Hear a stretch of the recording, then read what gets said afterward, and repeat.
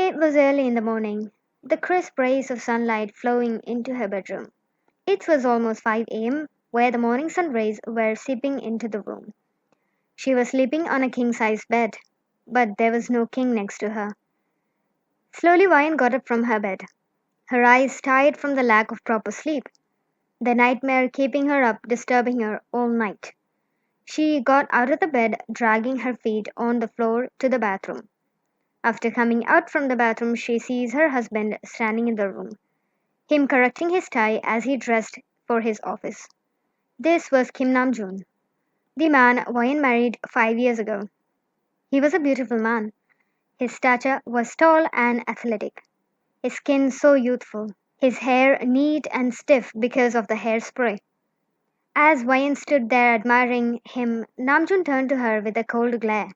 That's when Ryan remembered that the man she had fallen in love with was not the same person.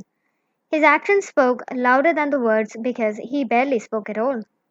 Ryan, you should be getting up before me, you know that. I had to cook myself some bread and I don't have time for such things. I'm sorry, Junie. I will set an alarm earlier from now on. Hmm, you better.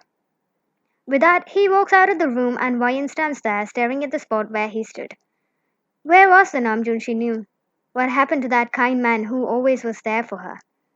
Now, all the interactions that Ryan and Namjoon had was criticizing her for one thing or the other, or finding fault in everything that she did, and never appreciating her earnest efforts. A trophy wife is what she felt like now, just to be showed off in parties and meetings like a property. Ryan walked to the living room where Namjoon was getting ready to leave for work. Junie, what?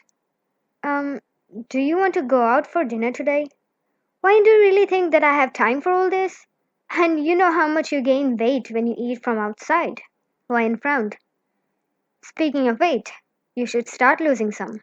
You have gained some weight in the upper arms and around your belly. Skip breakfast and go for a walk, maybe. Before she could reply, he had took off already. Oh, Junie, I don't know where we went wrong, but I wish you could go back to the person you once were, who didn't hurt me like you do now. After a couple of hours, Vine goes out on the street to take a walk as asked by her husband. Even though she knew that not eating her food properly was getting more and more dangerous for her, a huge part of her still wanted to appease that man. Vine huffs and puffs as she jogs on the footpath. There were people who were walking around her, but soon her vision started to get blurry and breathing becomes difficult. And finally, she collapses on the ground, her body tumbling forward. After a couple of hours, she gains consciousness, waking up in an unfamiliar bedroom. In confusion, she shoots out of the bed only to collapse right back onto it. Careful! An unfamiliar voice calls out. The stranger walks up to her and helps her sit up on the bed. Who are you? Where am I? I saw you passing out in the park, so I brought you here. No malicious intentions, of course. I'm a doctor, so you can trust me. Ryan was confused as to why a total stranger would want to help her, but grateful nonetheless. Since you are a doctor, I'm not badly injured, am I? No, not physically injured, but your weight too light for your height and age, dangerously so. Plus, your heart rate and glycemic index are so low, it was inevitable that you fainted. The guy lifts up a tray on which was a plate of sunny side golden eggs and a toast toasted to perfection. Her mouth salivated at the sight. The man sets the tray on her lap. Wine quickly places it to the side. No, I'm sorry, I can't. Why not? Wine hesitates to say anything. She rubs her arms up and down awkwardly. She knew how this would sound to an outsider and how they would be absolutely correct. I, I have my reasons. The guy raises his eyebrows up. If you are suspicious that I might have put something in the food, then I could take you to a restaurant of your choice. But I seriously, as a doctor, cannot let you go out without making sure that you are well fed. This is serious. No, you don't understand. What do I not understand? Wine decides that enough is enough, and maybe she should reach out to someone. My husband, he he forbids me from eating so that I won't gain so much weight. What? Why would you do such a thing?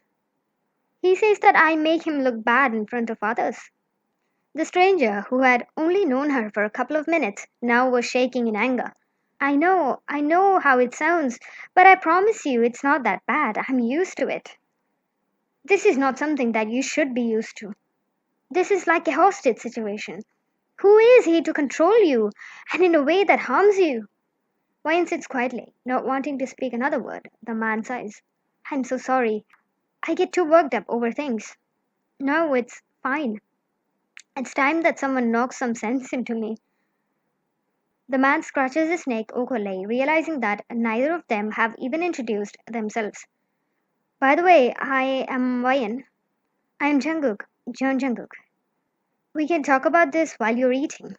Wayan nods and starts to pick out food from the plate and shoving it into her mouth. It was the best food she had had in months. Actually, it was the only food she had had in the last 2 days. During this time, Jungkook asked various questions about her situation. Jungkook slams his fist on the nearby table as Wayan flinches. Sorry, temper issues. I cannot stand it when people are so horrible. He hesitated before speaking. Wayan, I don't want you in such a toxic situation. I want to help you out of it. Soon, they were in Jungkook's car on their way to Wayan's soon-to-be ex-husband's house. Upon reaching the destination, Wayan quietly slips the spare key into the door, opening it with a creak. Her heart drops when she sees Namjoon sitting on the couch, watching something on the TV. Upon hearing the door, he looks over, his gaze hardening upon reaching Wayan. Wayan, where the hell have you been? Do you know what time it is? Junie, Namjoon, we need to talk. Namjoon scoffs, getting up from the seat and walking over, his figure enough to intimidate Wayan as she backs up into Jungkook's chest. That's when Namjoon notices the other man, his eyes widening in shock. Who that? That's right, Namjoon, we need to talk. And who the hell are you to talk to me? Who am I? Let me tell you. 3 years ago, when you were injured after a car accident in Hokkaido, I was the doctor who was treating you. I remembered your face when I saw you. You were what? Accident? When? Wayne was completely shocked. Where was your husband 3 years back, Wayne? He was in Japan for about 9 months. Do you know why? His company sent him there on a deputation. Wrong. I will call the police if you don't get out right now. Call them, I'm not scared. Namjoon's attention moved to Wayne. Wayne, how shameless are you to bring such men into the house when your husband is still alive? Get back here, you ungrateful. You are shameless. Wayne, your husband didn't go for a business trip, but for a delivery vacation of his side chick. Wayne was completely shocked. She placed her hands covering her mouth. Tears started forming in her eyes. What are you saying, Jungkook? I don't believe you. He is blabbering something. Kick this man out, Wayne. Olivia Paris. Do you not remember her? Namjoon's eyes widened in shock. Wayne noticed the changes in his behavior. The woman you got pregnant. She was my colleague. Who is that woman, Namjoon? Speak. Do you believe this guy? Or your husband? Why would she believe you in the first place? A man who only keeps her for the social benefits. And why would she believe you? Wayne doesn't have to believe me, but she will believe the proof. Jungkook picked up his phone, opening the gallery. He gave his phone to Wayne only to make her heart shatter into smaller pieces than it already was. Her husband of 5 years not only had another girl but also a child behind your back. She completely broke down, collapsing on the floor. After what had happened 3 years earlier, Wayne left the house with Jungkook. She had cut all ties with that man and filed for a divorce case along with a case against him. She could connect the reasons for the change in Namjoon's behaviors. In about 1 year, she was given the justice. Now she was a free woman, free from all the tortures she bore for her marriage. Wayne also heard the news that Olivia Paris sued Namjoon for child neglect. Today, Wayne and Jungkook were standing next to each other. Jungkook holding her hands tightly as the door opened. She exhaled as she saw Jungkook's parents, who had a big smile on their face. We were waiting for the both of you. The couple went in, along with Jungkook's parents, finally happy about moving on from something completely toxic for her to a better place.